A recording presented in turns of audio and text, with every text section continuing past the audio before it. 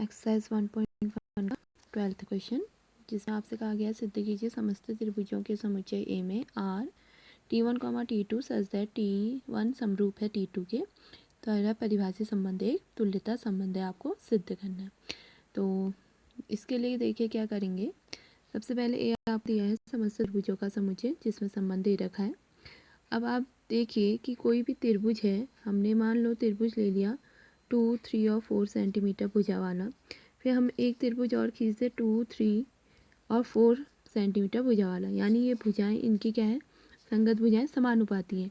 दोनों की भुजाएं समान है, यानी दोनों त्रिभुज एक ही त्रिभुज कहलाएंगे। तो इसलिए हम यहाँ पर कह सकते हैं कि प्रत्येक त्रिभुज स्वयं के क्या होता है, समरूप होता है।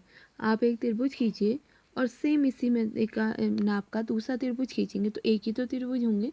तो इसलिए हम कहते हैं कि कोई भी त्रिभुज यानी प्रत्येक त्रिभुज स्वयं के क्या होता है, समरूप होता है। इसलिए हम कह सकते हैं T1 समरूप है किसे, T1 के। अगर समरूप है तो इसका मतलब T1, T1 किसको बिलोंग करेगा, R को। तो इसलिए दिया गया संबंध R क्या हो गया, आपका स्वतुल्य हो गया। जबकि दूसरा उसने कहा है सममित। सममित में हम लेके चलते हैं T1, T2 belongs to R, तो इम्प्लाइज करेगा T1 समरूप है T2 के। अगर पहला त्रिभुज दूसरे के समरूप है तो हम ये भी तो कह सकते हैं दूसरा त्रिभुज पहले के समरूप है। तो इसलिए इम्प्लाइज करेगा T2 समरूप T1, यानी T2, T1 belongs to R। तो इसलिए R आपका क्या हो गया, सममित संबंध। अब लिखने का तरीका आपको बहुत क्वेश्चन में सिखा दिया, तो थोड़ा इनको ढंग से लिख लीजिएगा। संक्रामक संबंध, इसमें हम लेके चलते हैं T1, T2 belongs to R तथा T2, T3 belongs to R, यानी तीन त्रिभुज जो सेट ए को बिलोंग कर रहे हैं, उनमें से हमने तीन त्रिभुज लिए।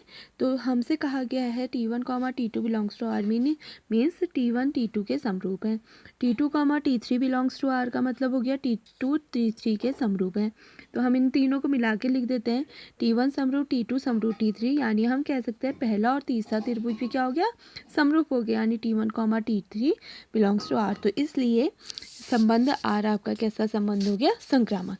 फिर आप लिखेंगे सेंस दिए गए समुच्चय ए में संबंध R सतुल्य तथा सम्मित, सतुल्य सम्मित तथा संक्रामक संबंध है।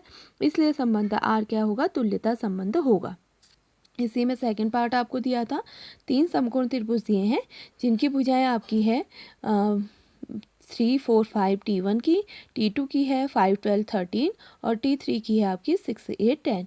जैसा कि समरूप त्रिभुज के बारे में आपने 10th क्लास में पढ़ा था कि अगर उनकी संगत भुजाओं का अनुपात समान होता है, संगत भुजाओं का अनुपात क्या हो, समान हो, तो हम उन त्रिभुजों को क्या कहते हैं, समरूप त्रिभुज कहते हैं। तो इनमें से देखिए पहला था 3, 4 और 5। पहला है 3, 4, 5। दूसरी की भुजा है आपकी 6, 8 और 10। तीसरी की भुजा आपकी है दूसरे की है 5, 12 और 13। अगर हम ये T1 है, T3 और T2 है, तो अगर हम देखते हैं T1 T2 की भुजाओं का अनुपात क्या आ रहा है, समान आ रहा है। जबकि इनमें से कोई भी अगर हम समान लेते तो उनकी भुजाओं का अनुपात समान नहीं आ रहा है। तो समकोण त्रिभुजों T1, T2, T3 में T1 और T2 की भुजाएं समानुपाती है। इसलिए T1 और T3 त्रिभुज एक दूसरे से क्या होंगे, संबंधित होंगे, जबकि और T2 से कोई भी त्रिभुज संबंधित नहीं होगा। फिर इसी में आपने पूछा था 14th क्वेश्चन, जिसमें आपसे कहा गया सेम जो अभी क्वेश्चन सिखाया था सेम ऐसा ही है कि इसमें आपको रेखाएं दे दी हैं जो कि समांतर हैं। तो कोई भी रेखा अगर हम खींचते हैं, जैसे हमने 3 सेंटीमीटर की एक रेखा खींची, 3 की और खींच दीजिए ये, तो ये एक दूसरे के फिर भी क्या होंगे, समांतर ही होंगे। तो हमने एक के ऊपर एक ऐसे खींची या एक के ऊपर एक खींची, तो हम इसलिए कह सकते हैं कि कोई भी रेखा स्वयं के समांतर होती है, यानी L1 समांतर L1।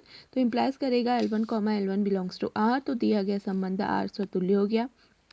Summit L1, L2 belongs to R लेके चलते हैं, तो इसमें आपका क्या हो जाएगा, L1 L2 के समांतर है। तो इसका उल्टा भी कह सकते हैं, पहली रेखा दूसरी की समांतर है। हम ये भी तो कह सकते हैं कि दूसरी रेखा पहले की समांतर है, यानी L2 समांतर L1। तो इम्प्लाइज करेगा L2, L1 belongs to R, यानी R क्या हो गया, सम्मित।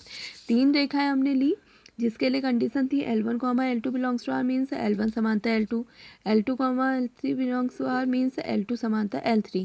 तीनों को मिला के लिखिए, तो इससे क्या निकल जाएगा, पहली और तीसरी रेखा भी एक दूसरे के क्या है, समांतर है, यानी L1, L3 belongs to R। तो संबंध आपका क्या हो गया, संक्रामक। तो इसमें फिर लास्ट में यही लिखेंगे कि जो कि दिए गए समुच्चय ए में संबंध आर स्वतुल्य सममित तथा संक्रामक संबंध है, इसलिए संबंध आर आपका क्या हो गया, तुल्यता संबंध। इसमें फिर सेकंड पार्ट आपसे पूछा गया रेखा y इक्वल टू 2x+4 से संबंधित समस्त रेखाओं का समुच्चय, यानी आपको एक सेट लिखना है जिससे रेखा y इक्वल टू 2x+4 से संबंधित।